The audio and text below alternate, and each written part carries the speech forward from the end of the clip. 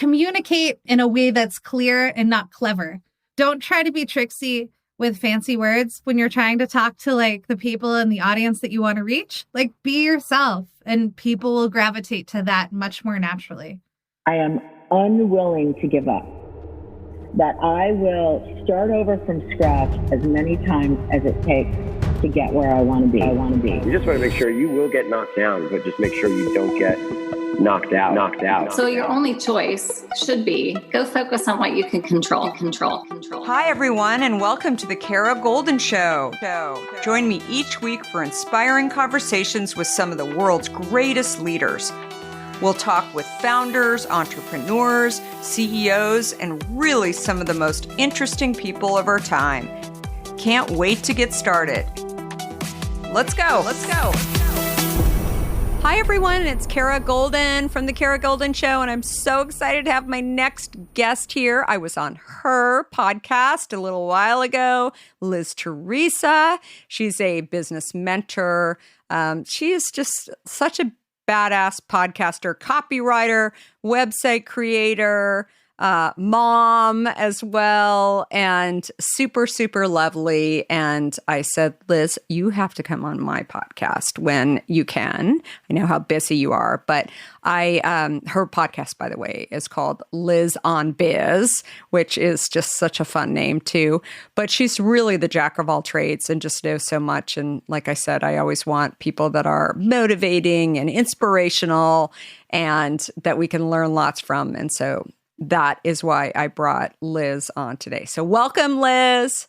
Oh, I'm like jumping out of my skin excited. So thank you so much for having me here with you. Absolutely. So let's start with your story. So how did you back up even before podcasting? Who was Liz? Who was Kid Liz? Oh, Kid Liz? Her nickname was Pretty. So in my family, my grandma and my aunt, everybody called me Pretty, and I would actually answer to that, which I know sounds quite egotistical, but like that was my nickname when I was little. I love it. So I was very sassy, and I was definitely the challenging one between me and my brother. Like my brother is very soft-spoken, dry, funny, wonderfully brilliant guy, very sensitive and sweet. And then I was like, I'm rebellious, and which I thought was cool. So I was like, I'm very cool. But my mom was probably like, you're very difficult. But I eventually, now me and my mom are super tight. I was a theater kid for sure. I was in a bunch of plays. I was actually the president of the theater company in college. My background was also in lit and writing. And so I was definitely a person that I knew what I wanted to do when I grew up. And what's funny is I'm not doing what I wanted to do when I grew up because I realized I didn't want to do it after I kind of almost did. But I was desperate to work on Days of Our Lives. And I really wanted to be an actor on Days of Our Lives. Yeah, specifically because I was like, well, you work every day, you get a salary. And for an actor, that's a really big deal. You're always like that way. You're always working. I was really good at memorizing my lines and I kind of had it all worked out. Had you written yourself into the script? Did you actually know what part you were going to play? I figured that they'd have to write me in because like everybody on the show is very blonde. And so I didn't know if I could fit unless I colored my hair and really tried to get away with it. And so I think about that. Well, and I worked at a casting studio. This is how far I got. And then when I worked there, I didn't like that. There was a girl that was auditioning for a part. And I remember like I was working at a studio. So I would see the directors, in like with the clients and all this. And they would make decisions about who gets the commercial, who doesn't. And they deleted this woman's audition and made fun of her for wearing orange or something. Like she had like an orange bracelet. And they were like, orange bracelet, delete. And then they like deleted it and laughed about it. And I was like, oh my gosh, I don't want to work in any profession where your worth is determined by another person. And so I was Interesting. Yeah. And I was only 19 and then I knew I didn't want to be an actor anymore. It changed my whole thing. So what did you do then? Well, I finished my degree. And then when they told me, I remember being a senior in college and they said, well, if you don't know what you want to do with your life, you're already too late. And what a terrifying thing, by the way, to say to somebody that's like a senior in college, because you're still a kid, like you're very young. And so I went to my advisor And I was like, well, I don't want to be a teacher with like an English degree and a theater degree. No offense to teachers, but because I think you have to be a saint to be a teacher. Like that's like a whole thing. And I was like, and I thought maybe publishing I could go into, but I wasn't quite sure. So my advisor suggested I get a graduate degree for free and not pay for it by applying for an assistantship, it's called, at a university. So I applied for this assistantship and I got a free master's degree to postpone making any big decisions, right, about my career, what I was going to be.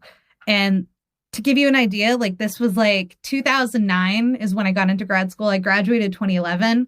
And what's remarkable is that this was at near the end of the recession, right? So the recession that was 2007 until about 2012. And so during that time, my parents owned a business. And my parents, what they did is my dad made diving equipment, like the hard hat, heavy stuff. Like in the movie Men of Honor, my dad made the helmets for that movie, which is like, so cool. That's awesome. I tease my dad, but my dad is quite talented and very cool. And so they said, Liz, we need your help with marketing. And I was a grad student. I was working at the college television studio because of my background in theater. That was why they hired me. But I knew nothing of marketing. I remember Googling what is marketing. I remember buying Twitter for Dummies. Like I really did all these things.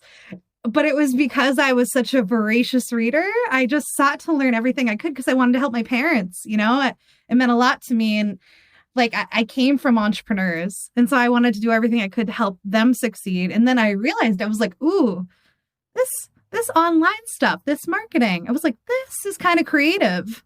This is kind of interesting. And then I got very like addicted to it. So I tried to get a job actually, and I applied to jobs, but they all required 3 to 5 years experience in digital marketing, even though it was like a year old because Twitter was only invented in 2009. So it's like digital marketing was like a baby at the time. And so it was kind of like my parents got me into it accidentally.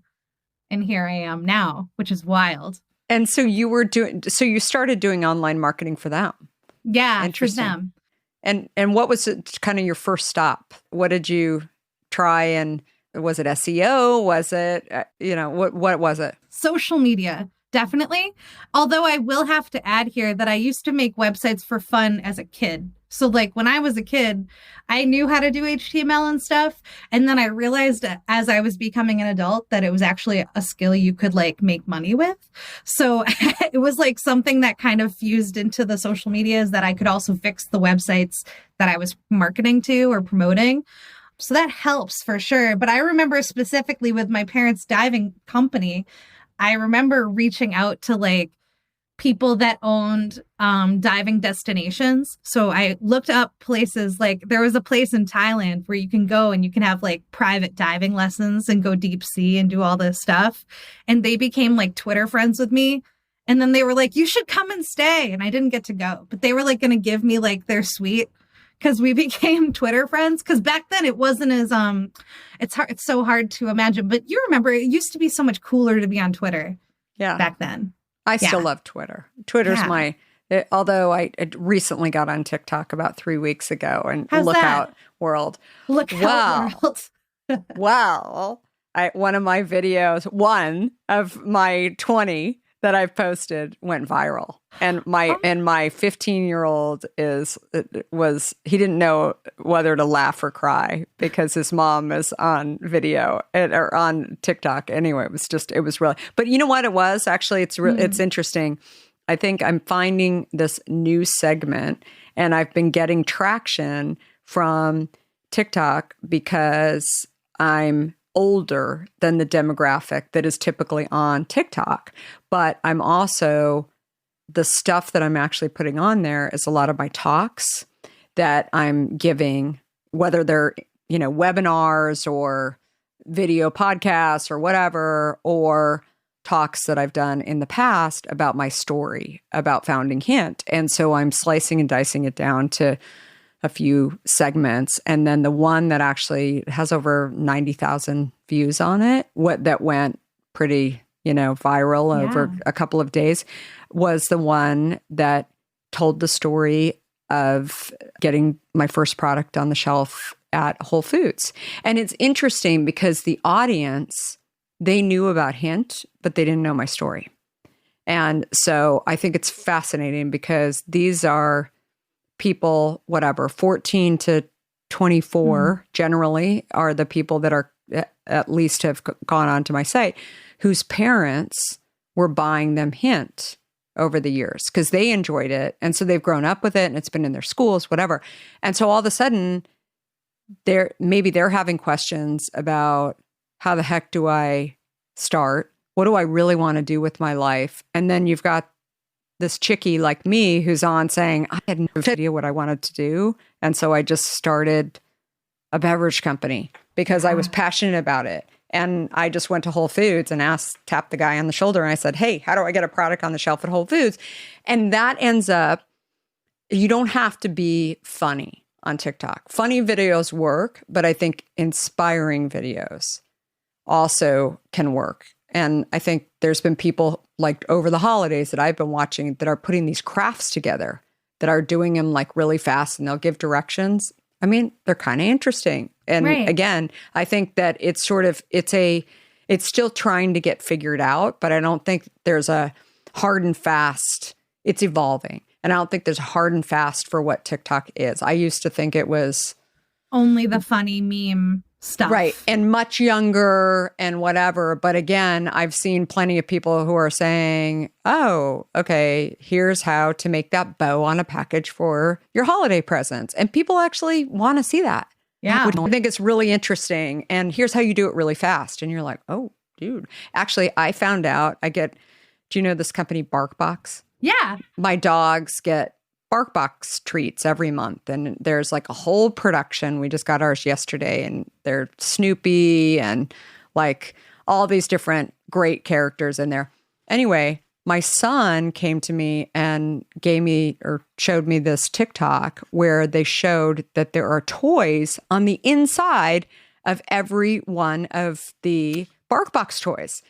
And I was like, get out of here. And so we were, especially the toys that were sort of, gross, and we cut them open, had a little surgery, and we found all these new toys. And my dogs were going crazy because they were like, oh my God, we now have hundreds extra of toys.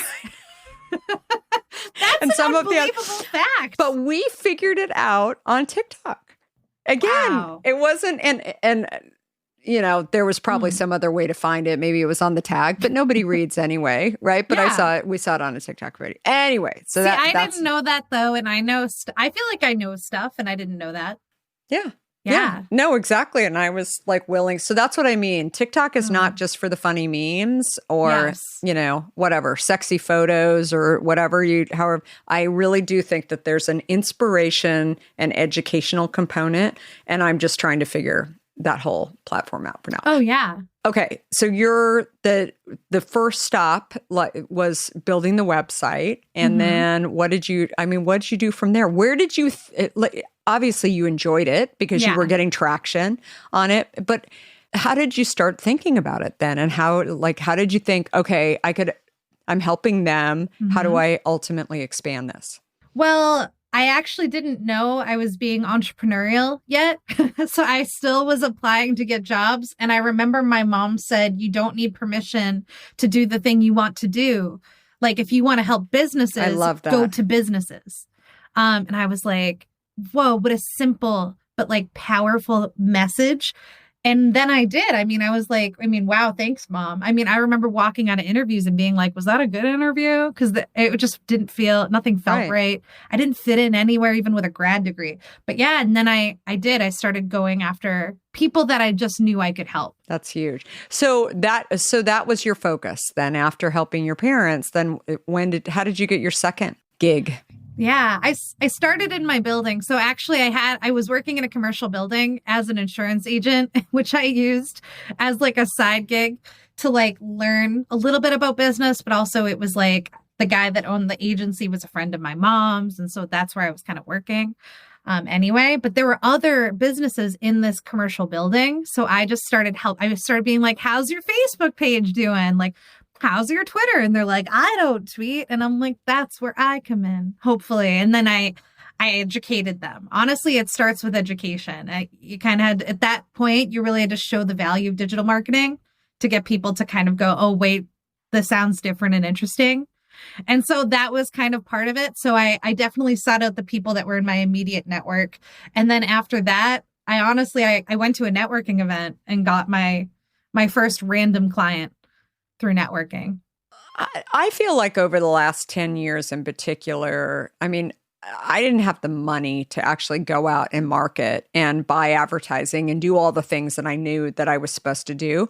So the first thing I did was actually got a PR person to help me get the word out and storytell. And I didn't call it, to your point about you didn't call it being entrepreneurial, I didn't call it marketing.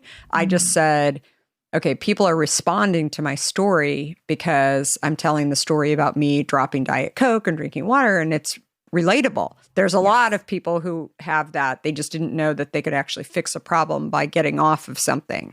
And most people think if I go do something, if I go exercise, if I go like on a diet or whatever it is, but I just had this thing in my life that was actually getting in the way of me ultimately getting healthy. And then once I figured that out, then I wanted to go tell that story. So I think marketing today is, I think more and more it's becoming about the person who started the company and what is their why. I'd love to hear your perspective on it. Well, I would say that every time I'm thinking of a client of mine in particular, and she's a photographer. And so when you're a photographer, a lot of times you'll think about social media and you think, well, I should post my work. I should post my photos. And that's true. You want people to see what you do and how it looks and how it feels and all that. And then in the course of working with her, I was like, well, people also want to know, like, what makes you different? Like, what's the nuances that make, in the tiny details that actually make working with you a different experience than working with like that person over there. So we've started to weave in personal stories. Like we're going to be sharing like how she met her husband and like what new things she's learning right now, like learning how to cook and how is that going? Like, and these kinds of pieces of people, because personal brands, I think all brands are personal. And then when you have a personal brand, it's crazy to not use your personality, to me. Yeah, totally. Well, and I also think it's about kind of answering people's problems ahead of time. Like I've never been a huge believer in focus groups because I feel like you set people up in a room and you say, okay, we're going to show you this, and they got to come up with an answer. It's sort of like a multiple choice. You can't leave the room, especially if you're getting paid in a focus group without saying something. Yeah. Right. They'll pull the info out of you. Right. And I think it's the same. Anyway, I think it's the same way when I think about why people are doing that and getting back to the why. It can be delivered through an individual, but I also think it can be delivered through actually saying, have you ever received photos that didn't have the right lighting? Do you know if you had the right lighting? Whatever it is. I mean, like actually identifying the problem. Like, have you ever felt like you're posing super awkward or that your smile looks very forced? You know, here's why, right? Here's why you do it. Yeah. And I think so often those are the really, really engaging ones where you're thinking, okay, this person really gets it. And so this is what we're going to do. What's the strangest project that you've ever worked on? You don't have to say the name, but I can tell you. Yeah. Yeah. So I had, this is one of my clients now, and her business is lice, like head lice, and removing it. And that's the whole thing. And so we're branding it. I mean, like it was already branded, but we're creating a branded website around it.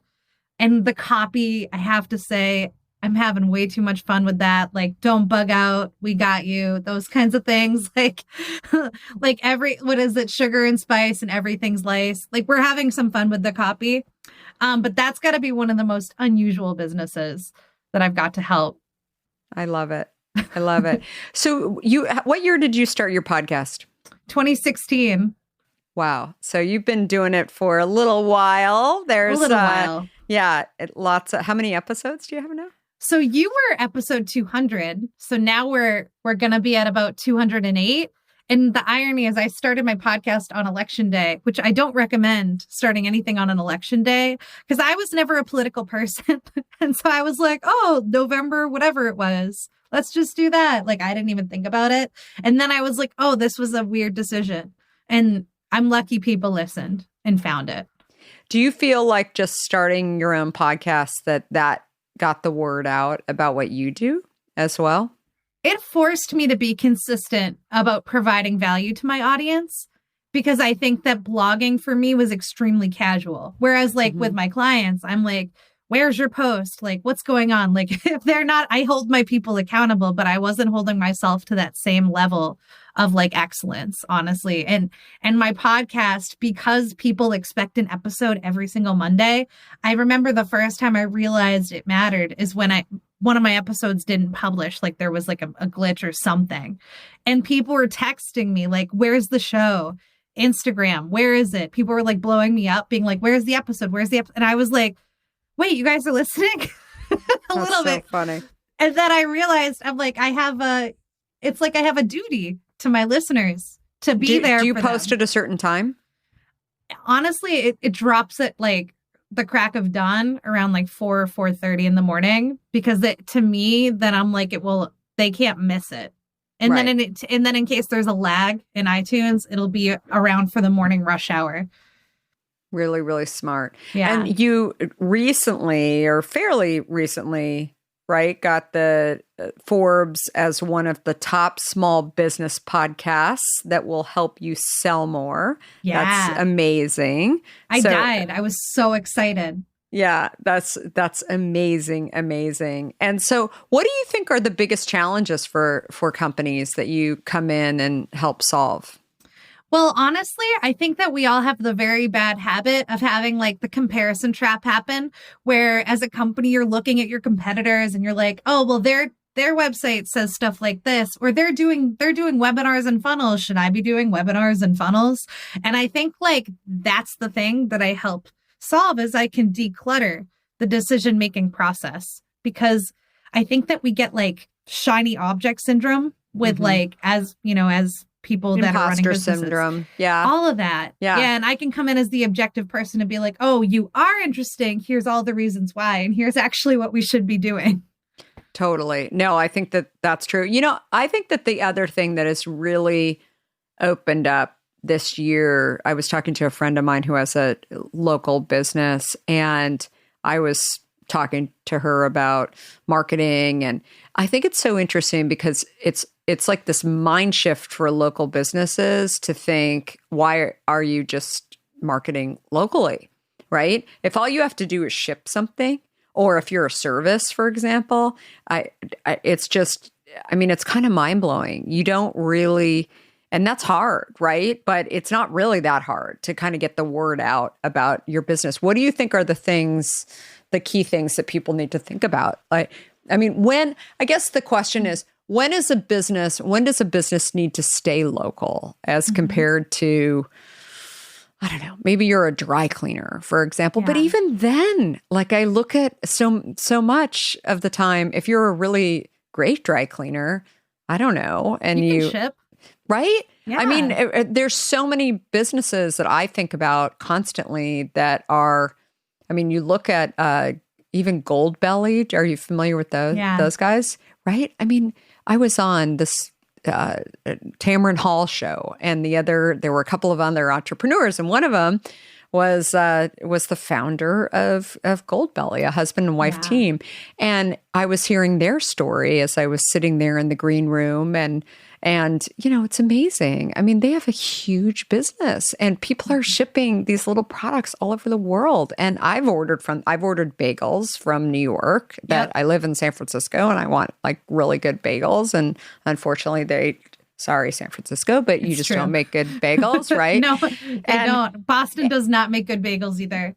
Right. And so I love Goldbelly. And so anyway, I think that there are businesses, there's like a mind shift though, but so often you have to think about, okay, maybe if I'm a hardware store, do I actually, and I have really unique stuff, why do I think that you have to think bigger, and do I have to stay local? What do you think about that? it's a permission in your head. I have to give myself permission to think differently about the stuff I'm so used to doing. And I think it's like the older way of doing business really got sledgehammered this year. And people were forced to pivot and forced to kind of re-examine, okay, like, how am I showing up in the world? Does this still make sense? I mean, there was a woman that I spoke with yesterday, and her business is like the do-it-yourself sign painting. So like having signs in your house that say like home sweet home, it's wine o'clock, you know, like that kind of cute stuff. I love that. Yeah. Yeah. And that's her business. And it used to be sort of like you would have to go to the studio and then you would get the wood at the studio and paint at the studio. Now it's do-it-yourself kits in the mail. So she's like completely turned the car around, you know, not that she'll never do studio again. And I think it's like for her, she can't wait to have people back for sure. But like to realize that, yes, this same idea, it can be so much bigger. And you can allow it to be bigger. It doesn't have to, it doesn't mean you're cheating on the way things used to be. And it doesn't mean it's no so true. to that. I remember, my kids are older now, but I remember when my oldest daughter got this gift, and it was a stool. It was like a little step stool, and it had a name puzzle in it. And I just thought it was the greatest thing. And the person was so smart. They put like a little sticker on the bottom, and it had the phone number, and it was in Iowa. And I called when I had my second kid, I called them and they said, oh, we're just like this little store. Again, this is before the internet was just boom. And I thought, I mean, how many people would just go on and just buy something like that? I mean, today you were a business that you are no longer, you might be based in Iowa, but you're no longer just a mom and pop shop. Like you could be much bigger if you want to be that much bigger. I think like that's the other piece of it. So what do you think are the key things? I mean, I think that's the other thing. Do people have to have a, CRM program? Do they have to have an SEO? I think sometimes these things are a little daunting to people. What do you think are the top things? So you've got a business, you want to sell stuff online. What do you think are kind of the things that that really people need to, I mean, obviously you need to market and tell people you're there. You can't just open a store and just hope for the best. Unfortunately, right? not. You can't, right? So what do you tell people? Like, what are the things that they should really worry about today and tomorrow? Above all, you want to have a website or a landing page, and you want to have a way to capture people. So leads being through like an email list and opt-in. So for example, you could give away like a free guide or a free coupon. And pardon my son if you hear a crazy baby in the background. I apologize. Okay. But you could have a free guide, a free gift, or a free opt-in that people get in exchange for signing up. And even if all you did was have a lead capture page to start that describes who you are, what you do, and the problem you solve as a business, like with a way to get people's info, then you've done your due diligence with getting the very, very basic pieces online. And then as far as the marketing, that's sort of the foundational stuff that needs to exist. And then as far as the marketing goes, you should really be thinking about, okay, how can I provide value and solve this problem that I say that this product solves or that I solve? How do I show up and provide value? And then the showing up part, that can be done. It can be done through a podcast for sure. Like you can go on other shows. It could be done through blogging. Wherever you're going to get the consistency thing, that's the thing that will change a business, is when you force yourself to actually follow through and be consistent. Because like my podcast doubled my traffic. It really did. And that's not even an exaggeration. Like I had good traffic because I make websites. I know SEO. Like I know basic things, and I had normal people traffic. And then when I had a podcast, it was like people had something to come for. Right. Right. And then you were a friendly face too, and friendly voice that was also talking about stuff that was kind of identifying their questions too, that they were trying to answer. What do you think is the most important thing when people talk about SEO? Because maybe a lot of people, maybe they don't really know what SEO is. Yeah. So, let me tell you guys, SEO is search engine optimization in a basic sense. And so kind of the best way to get started with SEO, I like to tell people, is to start local. It's sort of like how in businesses start local too. And then we're saying you need permission to think on an online scale. With search, it actually makes the most sense to start with local SEO related like activities. And then you can graduate to being a fancy pants global SEO person.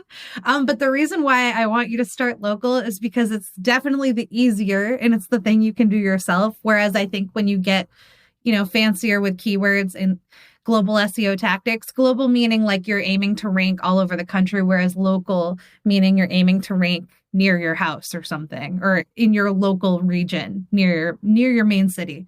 And what do people do to do that? They just go on Google and... Well, yeah, and forge your identity. So be listed in all of the basic directory listings, like get your Google Places page, dress that up, throw on pictures that people often create a Google page and then they'll be like, well, it's there. I'm tired now. And I'm like, no, man, like you got to add photos, get testimonials, encourage your happy customers and clients to show you some love. Cause like happy people will want to, angry people will want to too, but that's going to happen. That happens naturally. Yeah. So focus on the happy ones, and get listed also, on obviously set up your Facebook page. And your social media profiles will also help your SEO because search has actually become increasingly social over time because Google acquired YouTube and now they care about how fancy you are and how many people like you. That's great. Do you spend your life like trying to get to know all these platforms? Honestly, I mean, a little bit. Well, Yeah. I know it's sort of like, I know the things that I find to be the most important. And actually for me, when I think about SEO, I think the coolest thing about it is the PR component of SEO, which is like guest blogging and getting published in wicked cool places, being on fantastic shows like this one, like putting yourself out there. So other people are doing the work of talking about you because one, that makes you feel good and it makes you feel happy because people are talking about you. But then two, it kind of satisfies like the Google gods who decide if you're important. If they see like Forbes saying you're important, they're going to believe Forbes more than they're going to believe your mom's Facebook. Third-party endorsements. Totally agree. I think it makes such a huge, huge difference. So what's next for you? So be above and beyond being a small business entrepreneur, operator, and killing it. And it's got, this awesome podcast as well. What is next for Liz? I'm launching a group coaching membership in January, February. I haven't determined exactly what the launch date's going to be, but as an extension of my private coaching because I want to help more people. And I also want to make coaching more accessible. Coaching can be, whenever you hire a coach, I mean, I'm sure you've hired coaches in your time too. It can be like a whole thing. And especially because I love to help people who are starting out, this is going to be really catering to the people that have never had a coach before, but also to get that kind of mentorship and accountability. So that's going to be coming out. It's going to be called Be the Star, the membership. And people can learn more about it. Yeah, if they follow me. I love it. That's awesome. Okay, so understand SEO. Is there anything else like people should really be thinking about? Yeah, communicate in a way that's clear and not clever. Don't try to be tricksy with fancy words when you're trying to talk to like the people in the audience that you want to reach. Like be yourself and people will gravitate to that much more naturally. I love that. And tell their story. I think that that's key. And what's the one thing that people don't think about when they're putting their website together or just how do you, is there one thing in particular that a lot of people miss? Well, a website can be beautiful, but it's not always telling people what they need to know, like which is how you fit into their world or how they might fit into yours. Mm-hmm. So being really, really clear about who you help and the problem that you solve on every single page. So that way, no matter where somebody lands, they're not like disoriented or feeling like they landed on Mars. Like you want them to feel at home with you as much as possible. So how can people find you, hear more about Liz Theresa's coaching program, but also just your journey? Yeah, well, you guys, check me out anytime at Liz Theresa. It's LizTheresa, and it's LizTheresa.com or the Liz on Biz podcast, which is streaming wherever you podcast. And it's so good. It's, not just my episode, of course, but all the other episodes that you're talking about. I love it. It's super, super great. So, well, thank you for doing what you're doing. And I think I love your story of really just being authentic and kind of saying, look, I was going one direction and that didn't work out. And then I figured out, what am I really good at? Where can I actually take what I know and just make it happen? And every day you just keep doing it more and more. So I love that. And it's so great to have you on here. So if you all like this episode, please give Liz 5 stars, lots of great remarks, subscribe to the podcast, all that kind of stuff. And we are so excited to close out our week with you. And yeah, that's it. So, well, thanks again, Liz. Super appreciate it. And everybody have a great week. Before we sign off, I want to talk to you about fear. People like to talk about fearless leaders, but achieving big goals isn't about fearlessness. Successful leaders recognize their fears and decide to deal with them head on in order to move forward. This is where my new book, Undaunted, comes in.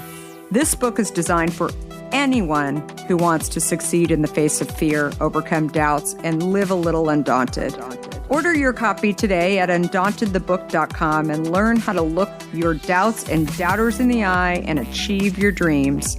For a limited time, you'll also receive a free case of hint water. Do you have a question for me or want to nominate an innovator to spotlight? Send me a tweet at Kara Goldin and let me know. And if you like what you heard, please leave me a review on Apple Podcasts. You can also follow along with me on Facebook, Instagram, Twitter, and LinkedIn at Kara Goldin. Thanks for listening.